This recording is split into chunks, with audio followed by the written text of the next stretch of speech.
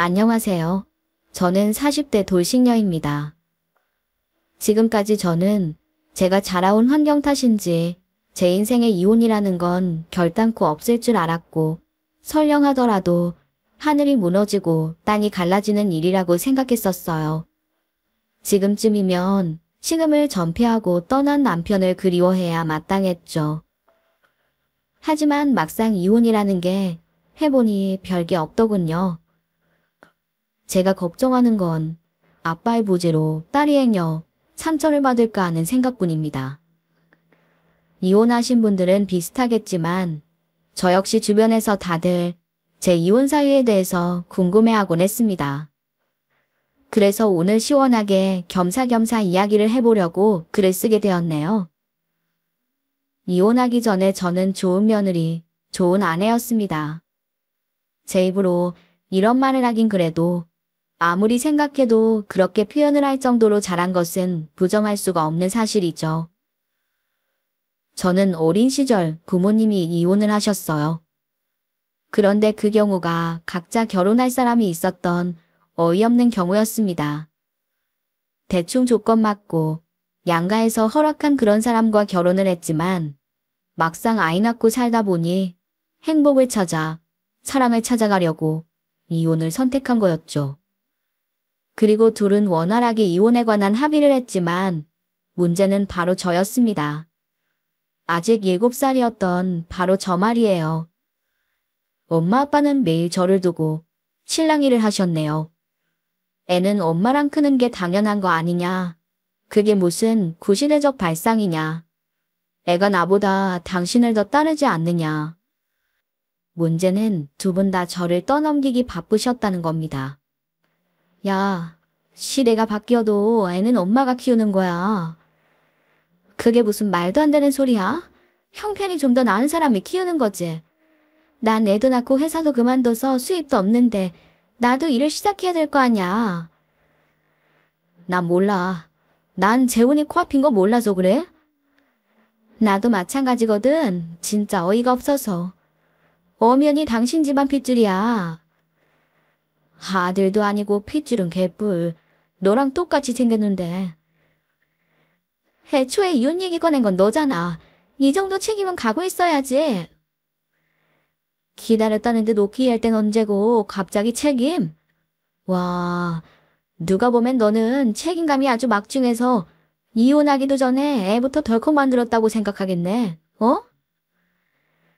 몰라 시끄러워. 나도 골치 아파서 더는 생각하기 싫어. 이렇게 싸우면 해결될 문제도 아니고 그럼 각자 집에서 돌아가면서 키우면 되지. 아이고, 눈물 나는 모성애다 아주. 아니, 고아원에 안 데리고 간 것만으로도 다행이라고 생각해야 되나? 비꼬지 마. 온전히 내 책임으로 모는 거 불쾌해. 그러는 너는 내 책임 아니라고 생각해서 떠미냐? 현실이란 게 그렇잖아. 양육비 주면 되잖아, 주면. 나도 줄게. 난 안 준다고 했니? 그럼 당신이 데려가면 되겠다. 야! 왜? 나 임산부야. 소리 지르지 마. 제가 말귀를 다 못 알아들을 거라고 생각하셨는지 아니면 들어도 상관없다고 생각한 건지 부모님은 늘 이런 식으로 싸우셨습니다. 저는 그 둘에게 유일한 걸림돌이었고 저를 보는 얼굴 표정은 늘 찌푸려져 있었죠. 늘 미간 사이에는 주름이 잡혀있는 상태로 한숨을 푹푹 쉬기도 하셨어요. 그래서 전 눈치를 그렇게 많이 살폈습니다. 오늘은 기분이 좋을까? 내일은 날 안아줄까? 말 잘 듣고 착하게 굴면 나를 데리고 가줄까? 하지만 결국 제가 아무리 착하게 있어도 부모님 두 분 다 저를 데리고 가지 않았어요. 그래서 저는 할머니 집과 다른 친척 집을 떠돌면서 그렇게 살아야 했네요. 그 어린 나이에 조금이라도 예쁨 받기 위해서 얼마나 발버둥을 쳤는지 생각하면 자다가도 벌떡 깰 정도였죠. 친척들, 사촌 언니 오빠, 할머니 할아버지 모두 저를 세상에서 가장 착한 아이라고 생각했었습니다. 하지만 그건 제가 살아남기 위한 노력의 일종이었어요. 그래도 그 노력 덕분에 저는 크게 사고 한 번 치지 않고 바르게 자랐습니다. 공부도 제법 잘했어요. 그렇게 유명한 대학은 아니었지만 전액 장학금을 받아 대학도 갔고요.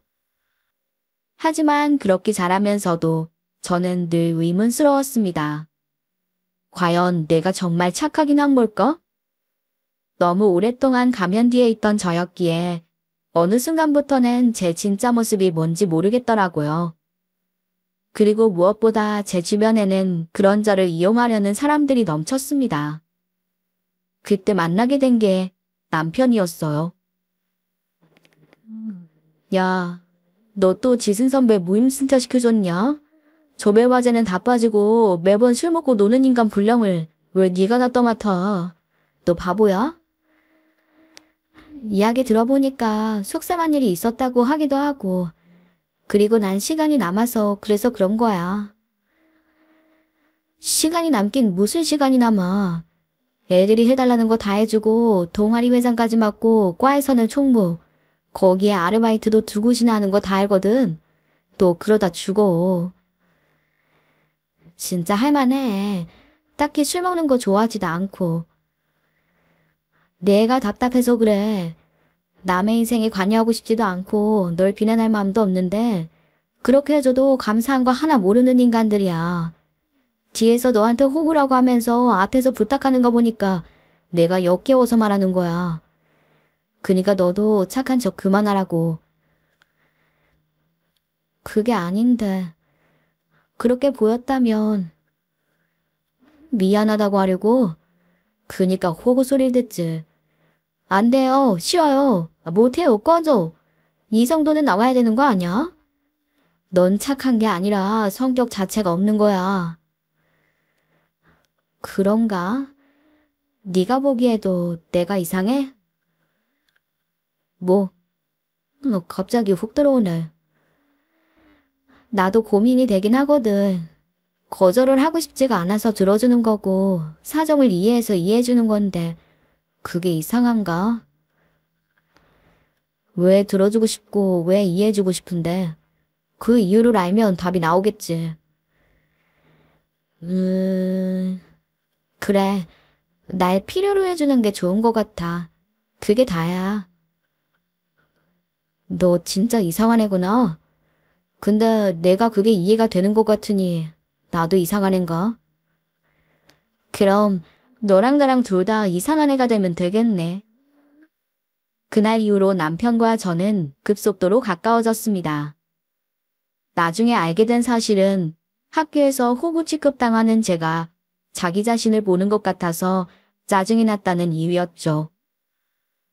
이야기는 조금 특이했어요. 남편의 부모님이 재혼을 하며 각각 아들을 데리고 왔는데 그 때문에 남편은 중학교 무렵에 새아버지와 형이 생기게 된 거라고 하더군요. 즉, 어머님의 친자식은 남편이었던 거죠. 3살 차이가 나는 형은 자신에게 친절했고 새아버지 역시도 좋은 분이었다고 해요. 그런데 어머니가 어느 순간부터 형과 자신을 차별하기 시작했다고 합니다. 문제는 그게 친자인 자신이 아니라 형을 편애한다는 거였고요. 처음에는 결혼해서 잘 살고 싶은 마음에 감싼다고 생각하고 넘겼다고 하더군요. 하지만 그게 날이 갈수록 심해졌던 거였죠. 그래서 남편은 오랫동안 그 사이에서 힘들어하고 있었네요. 그러다가 저를 보고 자신과 비슷한 게 거슬렸던 거였죠. 그래도 덕분에 저희는 서로의 아픔에 공감해주며 연인이 되었고 자연스럽게 결혼까지 이어졌던 거죠. 때론 친구처럼 또 때로는 연인처럼 오순도순 행복한 결혼 생활이었어요. 물론 모든 것이 완벽하게 좋았던 것은 아니었어요. 시집살이는 생각보다 고된 편이었으니까요. 그리고 막상 시집을 왕래하다 보니 남편이 말한 차별을 온몸으로 느끼게 됐죠. 너 그때 만들었던 갈비찜 그것 좀 해놓고 가라. 핏물도 빼야 하고 생각보다 시간이 걸리는데 제가 내일 출근을 해야 돼서요. 우리 큰아들이 좋아하는데 꼭 먹고 싶다 해서 그래. 출근이 뭐 그렇게 중요하니? 이제 시집 왔으면 아이 낳고 살림이나 할 것이지. 아, 아직 계획이... 아들 낳아라. 딸은 아무짝에도 소용없어. 내 아들들 봐라. 나한테 얼마나 잘하니? 너도 봤으니까 알지? 여자는 그저 살림 잘하고 애 낳아서 잘 기르는 게 최고야. 백날 일해봤자 한 개도 소용없다. 아끼고 또 아끼면서 살림하는 게 큰 돈 버는 것보다 훨씬 돈이 잘 모이기도 하고. 알았니? 네, 어머님. 갈비찜 해두고 갈게요. 그래도 우리 며느리가 말은 참 잘 들어. 우리 아들이 보는 눈은 있다니까. 당시 아주버님은 미혼이었는데 부모님과 함께 살고 있었어요. 실제로 아주버님도 시어머니 말이라면 뭐든 따랐고 남편 역시도 마찬가지였죠. 시어머니가 고집하는 것들이 부당한 부분이 존재했었지만 남편이 제게 미안하다고 할 뿐 관여하는 건 딱 거기까지였습니다. 다행이라고 해야 할지 시어머니는 말 잘 듣는 저를 그나마 좋아하는 편이었고 저 역시도 착한 며느리가 되려고 노력해서 큰 마찰은 없었죠. 다만 문제가 있다면 곁에서 보고 있는 제가 답답할 정도로 남편이 차별받고 있었다는 거였어요. 제가 들었던 건 새말의 피였네요. 딱 꼬집어서 어떤 이야기가 떠오르지는 않아요. 정말 애매한 부분이 많았기 때문입니다.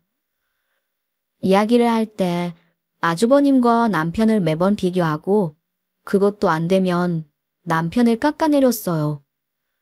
특히나 아주버님이 머리가 좋아서 좋은 대학에 들어갔고 대기업에 취업했다는 이유가 가장 컸습니다. 반면에 남편은 저와 같은 대학, 서울이긴 하지만 이름이 알려지지 않은 그런 곳이었고요. 그래도 좋은 점수로 졸업하기도 했고 결혼 후에 공기업에 붙어 다니고 있었지만 시어머니는 그런 건 쳐주지도 않았네요. 또 하나 떠오르는 건 부르는 호칭이었어요. 아주버님은 우리 아들 혹은 우리 큰아들이라고 부르곤 했지만 저희 남편에게는 너희 남편, 걔, 그 녀석이라고 칭하셨죠. 하지만 가장 화가 났던 건 시어머니보다 아주버님의 행동이었는데요. 아주버님은 남편의 종부리듯 부리더군요. 야, 가서 물이나 좀 떠와. 날씨 미쳤네. 형. 따뜻한 물? 아니면 차가운 물? 넌 왜 그렇게 센스가 박살이 났냐? 지금 이 날씨에 뜨거운 거 먹으라고? 왜? 차라리 뒤지라고 고사를 지내지. 알았어. 얼음도 넣어줄까? 그걸 왜 하나하나 묻고 있어? 그냥 알아서 줘. 머리가 나빠서 그런가 두세 번 꼭 말을 하게 하네. 저러니까 밖에 나가서도 욕이란 욕은 다 휩쓸고 다니지. 분명 따뜻하고 좋은 사람이라고 남편이 말하곤 했었는데 실제로 본 건 아주 무례하고 거만한 사람이었어요. 시어머니를 등에 업고 기세가 등등해서는 거드름을 피우곤 했네요. 근데 또 머리는 좋아서 그 선을 아슬아슬하게 오가다가 너무 밀었다고 생각하면 당기기까지 하더군요. 너 공기업 합격했다며? 그래도 내 동생이니까 머린 좋단 말이야. 영원히 그 중소기업에서 머물 줄 알았는데. 들었어? 어쩌다 보니 그렇게 됐어. 형 덕분이지. 내가 너 양복이나 한 벌 해줘야겠다. 우리 동생이 공기업에 합격한 기념이니까. 고마워, 형. 그래도 형이 많이 조언을 해줘서 이렇게 된 것 같아. 엄마, 얘 겸손한 것 좀 봐. 진짜 내 동생은 미워할 수가 없어, 내가. 대충 이런 식입니다. 5번 구박하고 한 번 칭찬하면서 남편의 손에 쥐고 주무르는 시기였어요. 그걸 보고 있으면 복장이 터지는데 대학 시절 남편이 왜 제게 한 소리를 했는지 완벽하게 이해할 수 있는 부분이었습니다. 조언을 가장한 구박과 멸시. 아주버님은 늘 그런 식으로 자신이 우위에 있다는 걸 보여주려고 하는 것 같았네요. 그래서 저 역시도 몇 번이나 말하려고 했습니다. 하지만 남편에게 형의 존재는 제가 간섭할 수준이 아니었죠. 여보, 있잖아. 아주버님 말이야. 우리 형 이번에 승진했다고 하더라. 당신도 그거 말하려고 하는 거지? 그치, 그렇지. 진짜 대단하지 않아? 난 언제 형을 따라잡지? 진짜 부러워. 당신은 형이 그렇게 좋아? 구박하고 가끔 인신공격도 하잖아. 당신은 형제자매가 없어서 그러는 모양인데 원래 형들은 그런 거야. 다 나한테 좋으라고 나 잘 살라고 잔소리하는 거고 따지고 보면 돈 주고도 못 사는 인생의 조언이지. 그래도 공기업은 당신이 열심히 해서 붙은 거잖아. 아주버님 동생이라서 그런 게 아니라. 이번에 축하할 때도 형이 다 한 것처럼 말하는 게 내가 조금 이해가 되질 않아서. 형 덕분인 게 맞아. 형이 내가 중소기업 다니는 걸로 엄청 뭐라고 했었거든. 형이 아니었다면 회사 일하면서 공기업 준비까지 하는 거 절대로 못했을 거야. 마치 우상을 대하는 것 같은 남편의 태도에 저는 더는 관여할 수 없었습니다. 어느 순간에는 저 역시도 시어머니의 차별로 인해서 조아들들이 잘 자란 건가 하는 생각까지 들게 됐죠. 어쨌든 티가 하나도 섞이지 않은 아주버님도 시어머니에게 잘했고 남편은 그런 형을 따라잡기 위해서 매번 노력했으니 결국에는 좋은 결과만 남은 거니까요. 물론 실제로 그렇게 받아들인 것은 아니었어요. 그렇게라도 넘어갈 수밖에 없었던 거였죠. 무엇보다 그런 남편을 이해할 수 있는 건 저뿐이었고 그 결핍은 본인 스스로는 보지 못한다는 걸 알고 있었습니다. 남들에게 호구라는 말을 들을 정도였던 저 스스로도 몰랐던 걸 제3자였던 남편이 발견해낸 것처럼 말이죠.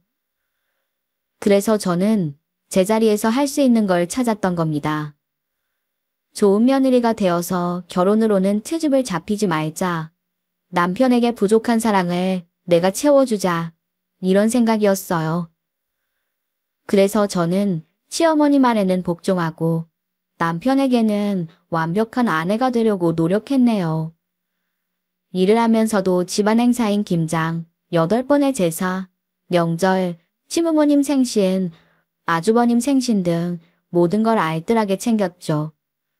뿐만 아니라 늘 절약의 중요성을 강조하는 시어머니의 말에 따라서 살았으며 남편의 아침과 저녁은 늘 제가 직접 정성을 다해 차려주었습니다.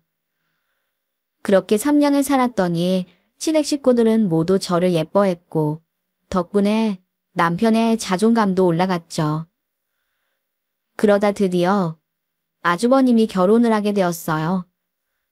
허리까지 내려오는 까만색 머리에 흰 피부, 그리고 무쌍이긴 했지만 옆으로 길게 시원한 눈. 터음 형님을 보는 순간 저는 예쁘다보다는 멋지다라는 생각을 했었어요. 성격도 털털했고 학벌지만 어디 하나 나무랄 곳이 없었죠. 솔직히 저는 위축되긴 했었습니다. 너무 완벽해서 남편처럼 저를 차별하게 되는 게 두렵더군요. 그런데 막상 결혼을 하고 난 뒤의 상황은 반전이었어요. 시어머니가 형님을 너무나 마음에 들어하지 않으셨거든요. 예, 이거 너나 가져가서 해라. 이거 형님이 백화점에서 사왔다는 그 스카프 아닌가요? 촌스러워서 원. 나는 그런 색 잘 맞지도 않는데 아무렇게나 덜컥. 내가 거지도 아니고 이런 거 주면 좋아할 줄 알고 어림도 없지. 너 안 하면 그냥 버릴 거야. 제가 가지고 있을게요. 그럼 다음 가족 모임에 꼭 그거 하고 나와라. 내가 그거 보여주려고 그러니까. 그래도 형님이 상처받으실 텐데요. 그건 좀... 그럼 내가 가위로 다 잘라서 식탁 위에 널어놓게. 얜 이렇게 안 하면 말을 들어 처먹질 않어. 그리고 너네는 언제 가질 거야? 결혼을 했음 애를 낳아야 될 거 아니야. 네, 노력하고 있어요. 약이라도 사다 줄 테니까 얼른 가져라. 너 솔직히 지금도 노산이다. 예전 같았으면 초등학생 학부모가 되어야 할 나이에 푼돈 벌면서 무슨 부귀영화를 누리겠다고 그러고 싸돌아댕겨. 얼른 애 가질 준비해. 마지막 경고야, 경고. 시어머니는 저를 감정 쓰레기통 취급을 하곤 했습니다. 형님이 너무 마음에 들지 않은데 애초에 형님은 그런 게 통하는 분이 아니셨기 때문이었어요. 시어머니가 며느리를 괴롭히는 방법은 다양했는데 회사에 있을 때 전화하기가 가장 첫 번째였습니다. 그런데 형님은 전화를 아예 받지 않으셨죠.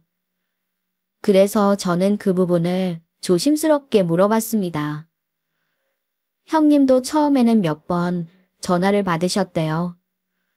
그런데 언제부터인가는 회의 중에도 전화가 오고 집안 행사 한 달 전부터는 전화에 문자에 답장을 안 하면 난리가 나셨다는 거예요.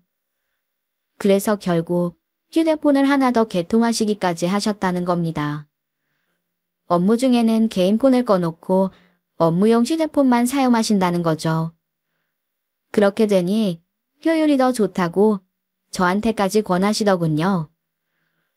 그런 형님이 저는 정말 대단하게 느껴졌어요. 비꼬는 게 아니라 그런 성격이 너무 부러웠습니다.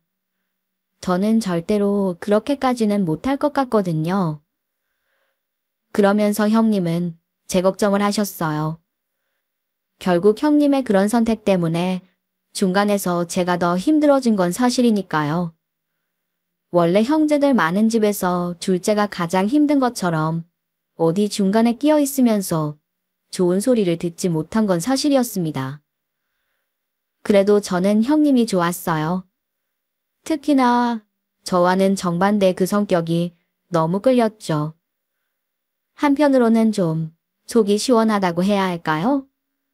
제가 감히 시어머니를 상대로 할 수 없는 행동들을 형님은 당당히 하셨던 거니까요. 뭐 어쨌든 그래서 어떻게든 시어머니와 형님이 가까워질 수 있게 노력을 많이 했습니다. 하지만 시어머니는 그런 저를 추켜 세우고 형님을 깔아내리는 용도로만 쓰셨네요. 그런데 하필이면 그때 제가 임신을 해서 그게 화근이 되었어요. 우리 작은 며느리 보고 넌 뭐 좀 느끼는 거 없니? 착하다는 거요? 너 지금 나한테 시위하니? 보면 몰라? 애를 가졌잖니? 너랑 애가 다르게 뭐가 있어? 똑같이 회사 다니면서도 집안 행사 하나 놓치기라니, 지 남편 밥을 굶기기라니. 근데 넌 뭐니? 애도 못 가져, 집안 행사도 안 와. 남편은 제대로 먹이긴 하니. 죄송합니다. 저는 그 사이에 있는 게 너무 불편해 슬쩍 형님 편을 들며 말했습니다. 저는 임신 계획하고 일 그만뒀잖아요. 그리고 형님이 일하는 곳은 훨씬 더 좋은 회사고 저랑은 많이 다르죠. 계획하고 낳는 건 쉬운 일이게. 그리고 큰애는 애초에 결혼을 늦게 해서 바로 아이 가지려고 했잖아. 근데 벌써 2년이야, 2년. 신혼 즐길 만큼 즐겼는데도 애가 안 생기는 건 뭔가 문제가 있는 거야. 내 아들이 문제가 있을 리는 없고. 그러게 젊은 여자들 중에 지 좋다는 여자랑 결혼하라니까 말을 안 들어서 이렇게 날 신경 쓰게 만들어. 형님도 사람이었습니다. 분명 저와는 정반대의 성격에 할 말은 다 하는 사람이긴 했지만 스트레스를 엄청 받는 건 저와 크게 다르지 않았어요. 저희가 동갑이었는데 나이가 37살이었죠. 그러니 조급해지는 건 형님도 마찬가지였을 겁니다. 특히나 아이에 관해서는 형님이 시어머니에게 군소리하지 못한다는 걸 알았기에 시어머니는 더 그걸로 뭐라고 하셨죠. 괜히 저는 중간에서 형님에게 죄인이 된 것 같은 기분만 들었어요. 하지만 형님은 오히려 저를 진심으로 축하해 주셨네요. 태어나지 않은 아이의 옷을 사주고 먹고 싶은 것도 사오시고 하셨습니다. 저는 그런 형님이 너무 고마워서 더 잘하려고 노력했어요. 시어머니 생신에 이것 좀 들고 가세요. 돈만 들고 가면 좋아하시면서도 정성 없다는 소리도 들어요. 제가 만든 케이크인데 남편도 모르게 한 거니까 형님이 만들어 왔다고 하시면 돼요. 아주버님한테도 이야기하시지 마시고요. 그런다고 좋은 소리 들을까? 하나라도 덜어야죠. 아예 틈이 없게요. 제가 최대한 도울게요. 고마워. 우리가 이렇게 만나지 않았다면 친구로 지냈을 거야, 진짜. 그랬으면 좋았겠네요. 저 친구 별로 없거든요. 왜? 그러게요. 호구 소리만 들어서 그런가. 제가 좀 속이 없잖아요. 형님이 그 순간에는 살짝 웃더군요. 늘 무표정하고 딱딱하기만 했던 형님이 웃는 게 좋아서 바보 같은 짓도 많이 했습니다. 비록 제가 두 배로 고생을 하고 시어머니의 짜증까지 받아야 했지만 형님이 곁에 오래 있었으면 했어요. 답답한 남편에 차별하는 시어머니, 거드름 피우는 아주버님과 그 모든 것에 무관심한 시아버지가 있는 그 집에서 버틸 수 있는 든든한 버팀목이었으니까 말입니다. 그런데 제가 출산을 앞둔 어느 날 일이 터지고 말았죠. 아주버님이 어떤 여자를 데리고 시댁에 들어온 겁니다. 그것도 저와 얼마 차이 나지 않는 배 모양을 한 임산부였고요. 그리고 그곳에는 당연히 보여야 할 형님이 보이지 않았습니다. 형님은요? 근데 이분은 누구신지? 소개하마. 앞으로 네가 모실 형님이다. 우리 큰 며느리가 될 사람이고 장차 대를 이을 내 예쁜 며느리지. 너보다 어리긴 해도 깍듯하게 모셔라. 좋은 데는 당연한 거고. 형님은요? 저희 형님은 어디 가셨어요? 너 자꾸 그의 얘기 꺼낼 거야? 눈치가 없어. 어련히 알아서 치우고 새 사람 안 쳤을까? 얼른 부엌에서 차나 내와. 저는 어머님 생과일 주스요. 들었지? 생과일로 나가서 사와라. 저렴하다고 싸구려 사지 말고 백화점에서 최고급으로 사와. 얼른 안 움직여. 제가 충격을 받아서 그 자리에 서 있자 남편이 저를 끌고 나와 가는 길에 설명을 하더군요. 그간 아이를 못 가지는 형님을 내쫓으려고 시어머니는 아주버님에게 여자를 붙여줬다고 합니다. 유부남이었음에도 어머니 말을 듣겠다고 선자리에 나가서 그 여자를 만났다고 하더군요. 한참을 듣다가 어이가 없어서 저는 남편의 등을 때렸습니다. 이게 무슨 짓이야? 지금 날 때린 거야, 당신이. 왜 말 안 했어? 그간 한 번도 말한 적 없잖아. 언제 이혼한 건데, 언제? 저번 주에 활동 났을 거야. 서류상으로 정리가 끝난 거지. 난 형이 당신한테 말하지 말라고 해서 그래서 안 했지. 그리고 당신이랑 그 사람이랑 친했잖아. 그 사람? 지금 그 사람이라고 했어? 정리 빠르네. 진짜 빨라. 나 솔직히 좀 소름 끼쳐. 어머니도 당신도 관계 끊어버릴 때 호칭 바꾸는 거 최악이야. 눈물이 앞을 가렸습니다. 형님에게 너무 미안하고 죄송스럽고 그 상황이 너무나 끔찍했죠. 최대한 시댁에 안 가는 게 좋겠다고 결심했지만 그 상간녀는 저를 가만두지 않았네요. 어린 것이 굴러들어와 박힌 돌을 빼내놓고는 제게 반말을 찍찍하더군요. 그러면서 뱃속의 아이가 먹고 싶은 게 많다며 자신은 입덧이 아니라 먹덧이 있으니 어디 한번 요리 좀 내오라는 겁니다. 요리 실력이 얼마나 되나 보겠다나요, 뭐라나요? 그런데 아시다시피 저도 임신을 한 몸이잖아요. 심지어는 막달이라 곧 출산을 앞두고 있었어요. 그래서 그런 이유를 대며 거절해 놨습니다. 그랬더니 하는 말이 그건 네 사정이고 난 아니거든? 너 일도 그만뒀다며? 그럼 며느리돌이를 해야지. 난 네 형님이고 넌 아랫사람. 이해했어? 내가 임신 중이라 감정 기복이 심하니까 얼른 해. 이렇게 웃어주고 있을 때. 그리고 너 은근히 형님 소리 안 한다? 너 그때 나 인사 왔을 때 형님을 그렇게 찾더니 전에 그 여자랑 친했었나 봐. 상황 파악, 주제 파악이 안 되는 것 같아서 하는 말인데 이제 내가 형님이야. 그러니까 형님으로 깍듯하게 모셔. 알았어? 제가 아이를 낳은 후에도 그 상간녀는 저를 오라가라 했습니다. 저는 산후조리도 채 하지 못한 상태로 그 여자의 비위를 맞춰주고 요리를 해야 했죠. 시어머니는 대놓고 저를 무시하고 차별하신 것도 모자라 그 여자의 몽종으로 붙여준 사람처럼 대하셨어요. 그런데 가장 서러운 건 그 모든 사실을 남편이 알면서도 모른 척 한다는 거였습니다. 그래서 따져 물었죠. 이게 정상이 아니잖아요. 제가 부모 없이 자랐다고 그런 말까지 들어야 하나요? 뒷배봐주는 부모 없다고 사람을 이렇게 대해도 되는 건 아니잖아요. 그랬더니 남편은 그저 당신이 참으라고만 하더군요. 아직 어린 사람한테 열등감 느끼는 거냐고까지 하면서요. 내가 왜 참아? 내가 왜? 그럼 뭐 이제까진 내가 안 참았어? 나도 알아. 당신 고생 많이 한 거. 그래도 참아야지 벌 수 있어. 그리고 당신도 알잖아. 내가 괜히 반항하고 따지면 어떻게 되는지 못 봤어. 당신이랑 나도 이혼시키려고 하면 어쩌려고. 난 순전히 당신을 보호하려고 애를 쓰는 거라고. 2번 보호했다가는 아주 모른 척 하겠네.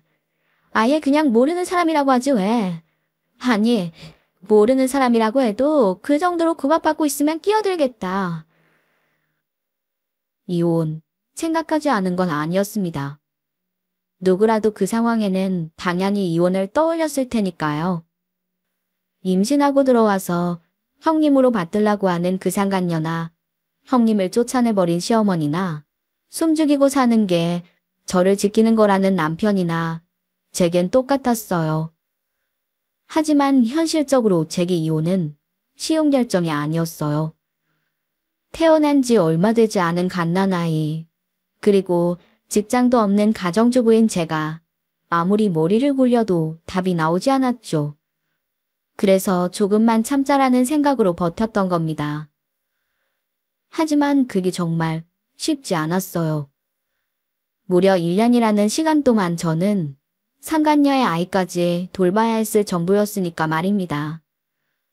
그러면서 제가 얻은 거라고는 스트레스성 원형 탈모, 수면장애 그리고 화병이었어요. 우울증도 있었는지 어떨 때는 창밖을 바라보며 별의별 충동에 사로잡히곤 했네요. 그러던 어느 날 명절이라 얘가 친척들까지 모두 챙기고 음식하고 요리하고도 우는 아이를 달래고 있을 때였습니다. 저는 아이들을 유모차에 넣고 정처 없이 떠돌고 있었네요. 그런데 그 순간 누군가가 제 손목을 잡아 끌었고 저는 순간 그 얼굴을 확인하고 눈물을 흘렸죠. 바로 형님이었던 겁니다. 자기 고생 많았구나. 그만 울어. 괜찮아. 근데 애가 왜 둘이야? 형님, 죄송해요. 너무 죄송해요. 제가 몰랐어요. 전 진짜 몰랐어요. 내가 자기한테는 말했어야 됐는데 그때 너무 정신이 없었어. 전화번호 그게 없었어. 화가 나서 휴대폰을 던져버렸거든. 이해하지? 몰랐던 것도 알아. 걱정하지 마. 나 오해 안 했어. 그리고 지금이 난 훨씬 좋아. 그리고 나도 사실 얼마 전에 아이 낳았어. 좀 빨리 재혼을 해서. 어머, 너무 축하드려요.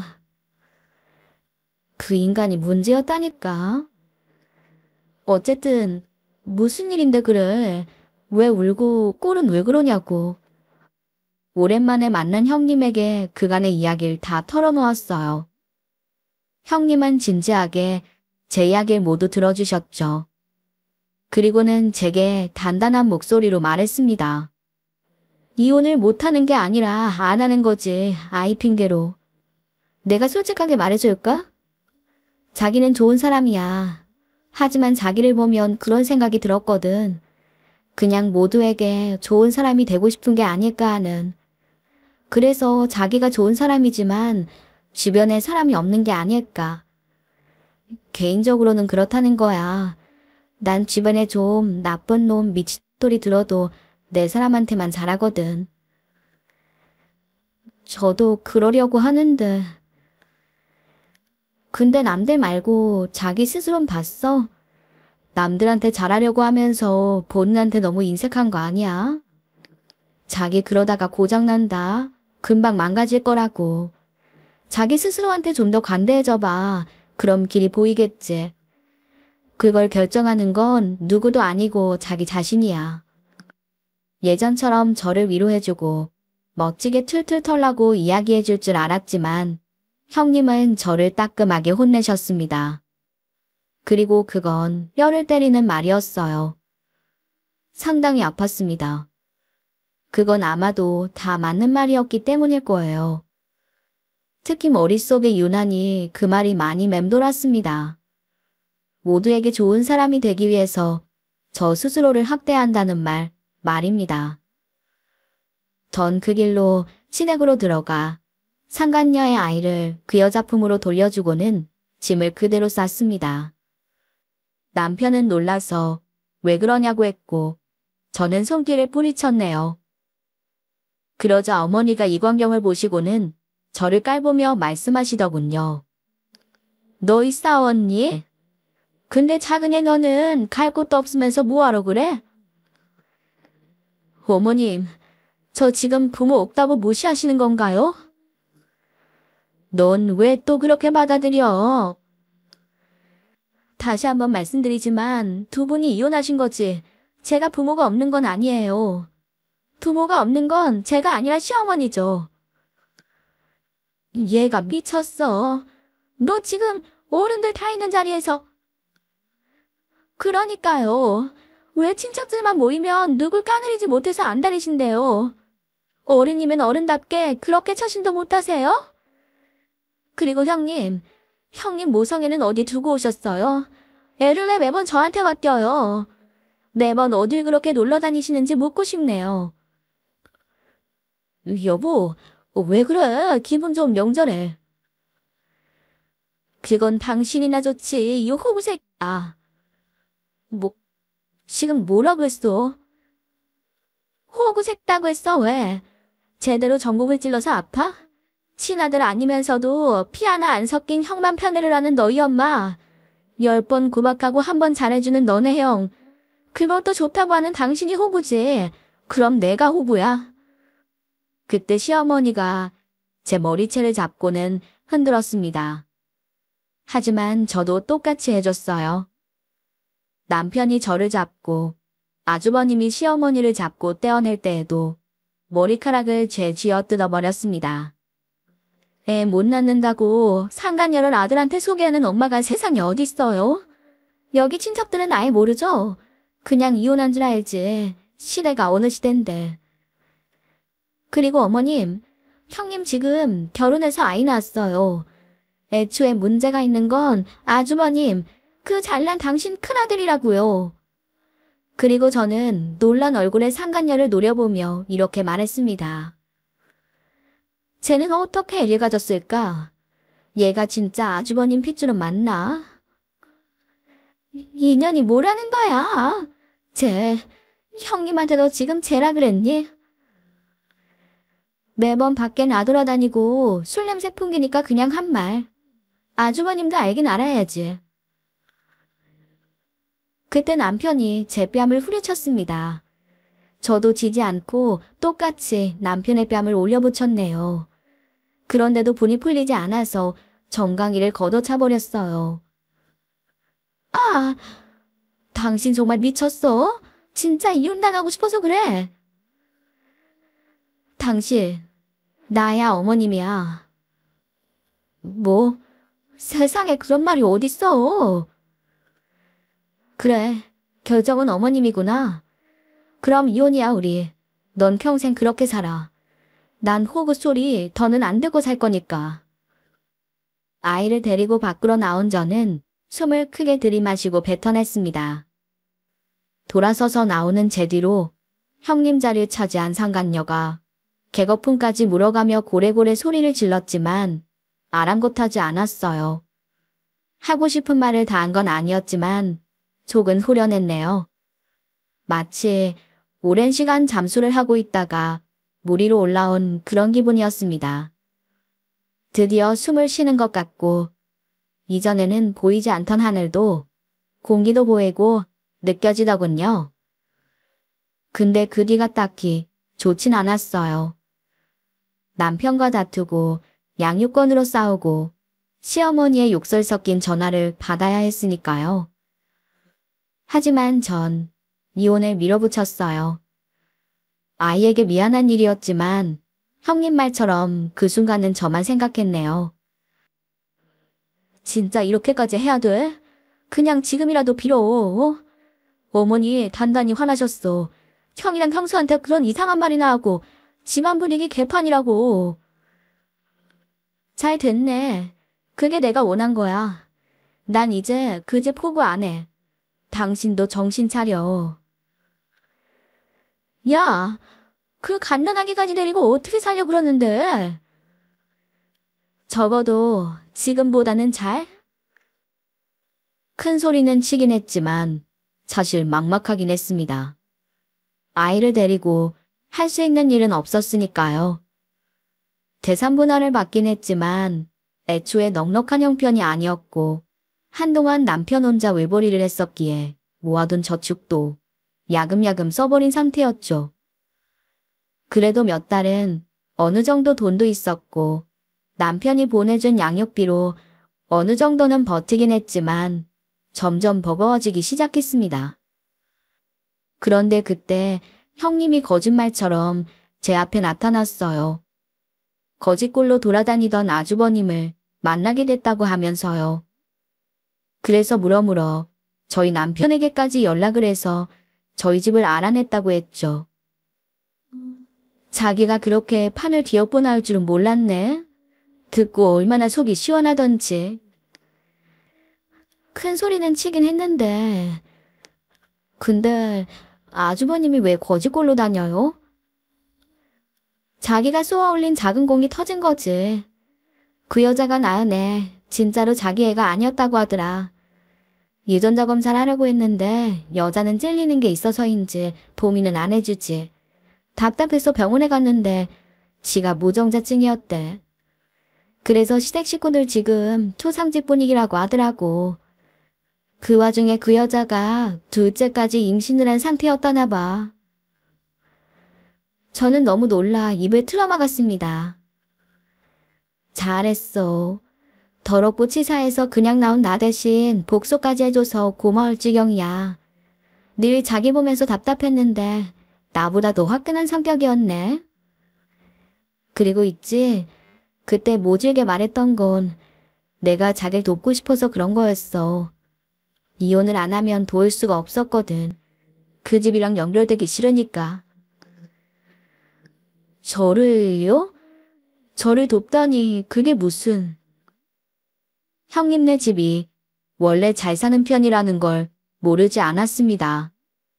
하고 다니는 거, 선물하는 것만 봐도 통이 컸고 미국 유학까지 다녀왔다는 걸 보면 꽤 잘 사는 건 유추할 수 있었으니까요.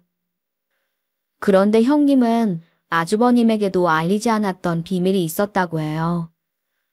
형님의 아버님이 중견기업의 오너라는 사실 말입니다. 형님은 이제껏 그런 이야기가 돌면 여기저기 청탁을 받아왔기에 남편에게조차 비밀로 했다고 하더군요.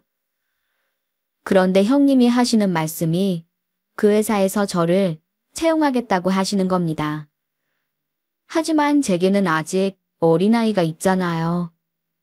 때문에 마음은 감사하지만 그건 좀 곤란하다고 하자 이미 그건 다 생각해뒀다고 재택근무로 시작해보자고 하셨어요.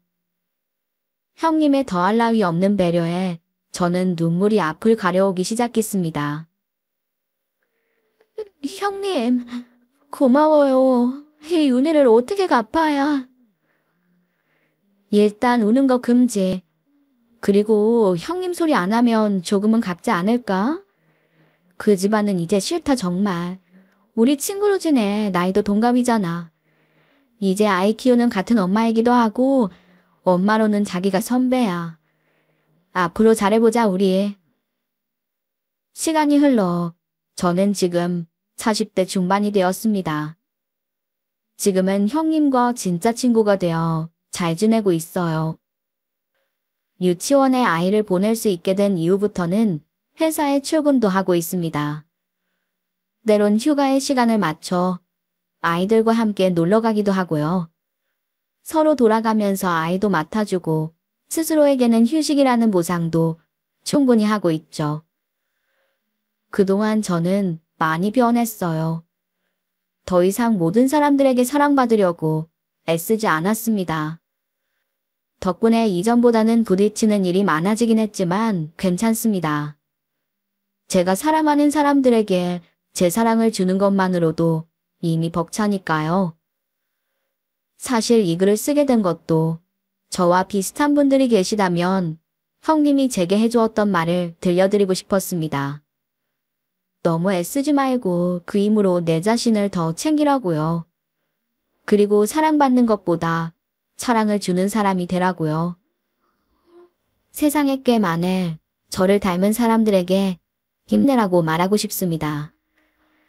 저는 앞으로 잘 살게요. 다른 분들도 행복하셨으면 좋겠습니다. 오늘의 썰맘 사연에 여러분의 소중한 댓글 기다리면서 구독, 좋아요, 고민은 물론 알람 설정도 부탁드립니다. 그럼 오늘도 함께 읽어주셔서 감사합니다.